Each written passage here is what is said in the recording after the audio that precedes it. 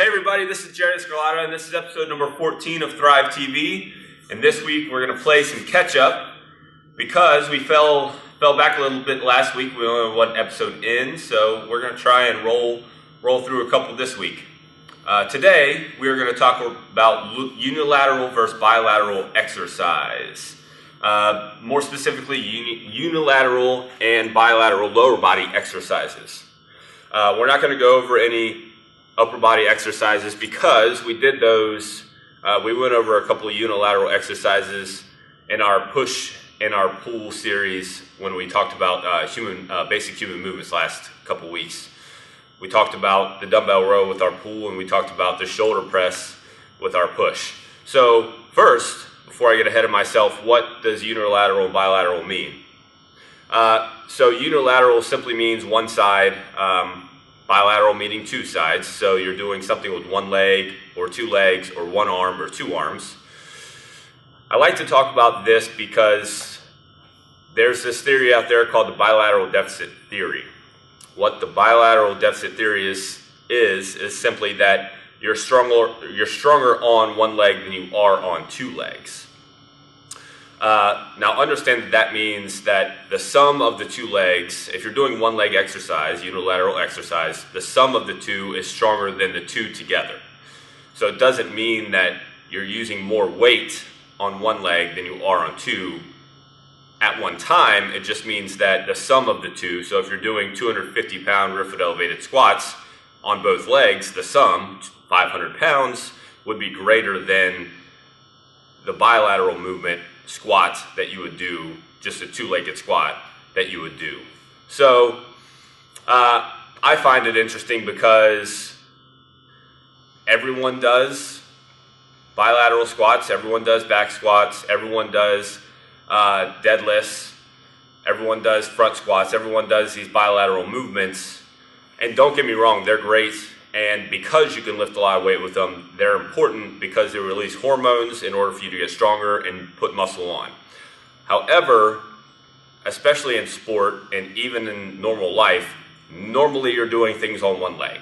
So, I guess in normal life a lot of people are sitting, but when you're moving around, walking, picking things up, when you're in sport, running, cutting, things like that, you do those things on one leg. You don't hop along playing soccer on two legs. You run on one leg. So training on one leg is important because of that. So whenever we go over these things, take that into consideration, implement them depending on where you are, take your time, understand that sum of the two, that bigger number, that sum, that stronger number, you're not going to see that you're stronger on one leg than you are on two for a while because there are a lot of things that go into unilateral exercise, okay? With bilateral exercise, you step off the rack or you pull off the floor and you have two legs on the ground. There's not a whole lot of lower body stability that has to go on. There's upper body stability that should be there. However, there's not a whole lot of lower body stability that has to go on.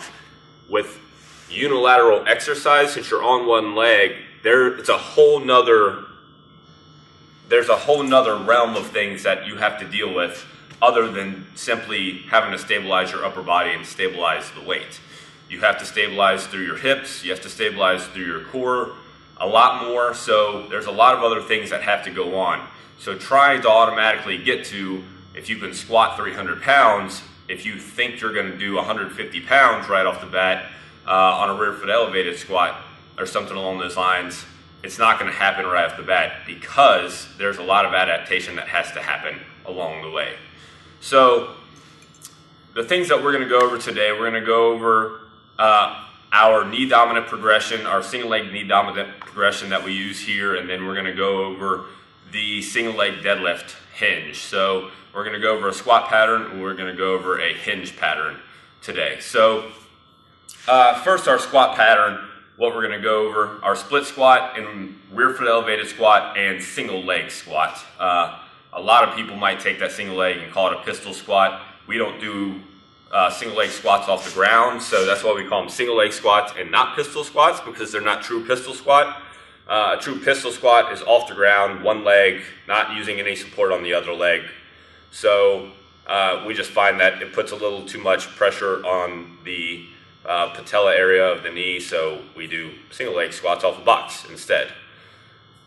So anyway, let's get to it. Let's start with split squats. Everything we're going to do today is offset, by the way. Offset meaning we're going to hold a weight with the opposite hand of which we're using, of the leg that we're using. So let me explain that. So first we're going to go over split squat. And a split squat is simply with your back foot on the ground, supported with the ground, okay? In a split position with your shoulders up nice and tall. So we want to make sure that a couple of things, when we come down, we want to make sure that this front knee is not like this, that our knee's not way over our toe. So we want to make sure that this shin is vertical to the ground, okay? Perpendicular, and this knee is forming about 90 degrees. Also, this back knee is also about 90 degrees. We don't want it way back here so that our hip is extended too much, and we also don't want to be crowded up too close. So that's why we want to look at 90 degrees here and 90 degrees here when we're doing our split squat. So offset, like I said, means that the weight is in the opposite hand. If we're pushing with our right leg, the weight is in our left leg, okay? That's offset, all right? So all we're doing is holding a weight in the opposite hand, shoulders up nice and tall, and we're going through a nice range of motion, keeping your shoulders up, making sure not to go down, whoop, like this, and not to fall over like me. Keep your shoulders up nice and tall, driving through the front foot, keeping your foot nice and even, not going on your heel too much, and definitely not going on your toe. You go on your toe, that's when you start having problems, all right? So the next progression from our split squat, and this one's pretty simple. This is something that anybody could do, the split squat, especially. We might start off with an eccentric emphasis, meaning that we'll start at the top and slowly lower ourselves down to the bottom and then drive back up. So that's going to build strength in a couple of different areas. Also, it's going to help you nail the movement, nail the pattern, and get your form down. All right? So the next progression from our split squat, we're going to put our foot up on this squat rack. These we call rear foot elevated squats. I'm having trouble talking today. Rear foot elevated squats. Some others might call them Bulgarian split squats, okay? We like rear foot elevated because it's not Bulgarian. I don't know, that's just what we call it. We call them riffies also. So I'm gonna call it a riffy today. So our next progression is a riffy. So instead of our foot being supported with the ground, our foot is going to be supported up on the rack, okay? This can also be a bench or some sort of table, something along those lines. It needs to be approximately, we'll call it 12 to 15 inches, okay? Approximately 12 to 15 inches. It depends a lot on how tall you are. So we have a client who's 6'9", and he has to use one of our benches because it's higher than this and it's more comfortable for him. We also have clients who are 5 feet tall, who this may be a little tall for them. So we have to find something a little shorter. So it depends on how tall you are. So we're going to call it 12 to 15 inches. So the back foot's elevated, again, offset position. Shoulders are up nice and tall. And we want to make sure that when we get to the bottom, again, this front knee is 90 degrees, so our toe is not like this. Our knee is not over our toe, and our hip is not way extended like this. We don't want to have this long extended look. Your knee should be sitting pretty much right underneath of your hip whenever you come down, and this front knee should be 90 degrees, okay? With your shin vertical to the ground, perpendicular to the ground. All right, front foot's nice and flat, making sure that you're not getting on your toe. As soon as you get on your toe, that's when you start having issues, balance issues. Shoulders up nice and tall, feet nice and flat. All right, offset position to start with. And you don't want to come down like this. Whenever you're coming down, you want to keep your shoulders up nice and tall and drive through that front foot. All right? Now, like I said, I'm doing all these in offset position. This is where everyone should start because it's going to help you nail your balance.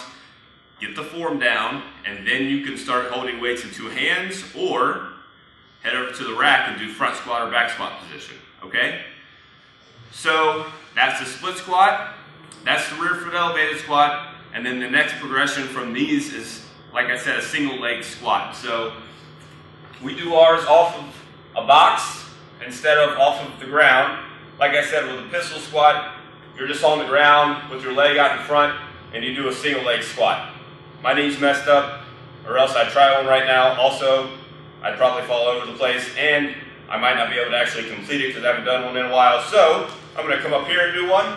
All right, single leg squat. You come up on the box, let the opposite leg just kind of hang off. If you want a box behind you to tap your butt to, that's great. Okay, so all we do is come down, whoop, and come up. Keep your shoulders up nice and tall. Sit your butt back. And you want to make sure that this front foot, this off leg, again, is off the box. It's not helping you do any of this. And this foot that's on the box is nice and flat. All right? Keep your shoulders up tall. Make sure they're not dragging down whenever you come up. Keep those shoulders up and drive through that foot that's on the box. All right? Now, like I said, that's our version of pistol squats. You're only using that leg. Like, there is no other support. There's nothing else there. You're only using the leg that's there. With rear foot elevated squats, you're really only using your front leg as well. Although the back leg is there for support, you're really only using your front leg. And then in split squat position, you're using both. It's certainly not a 50-50 partnership. You're mostly using that front leg, but you are using both to some extent. So, like I said, that's our progression. So we start with split squats, we move to rear foot elevated squats, and then we move to single leg squats.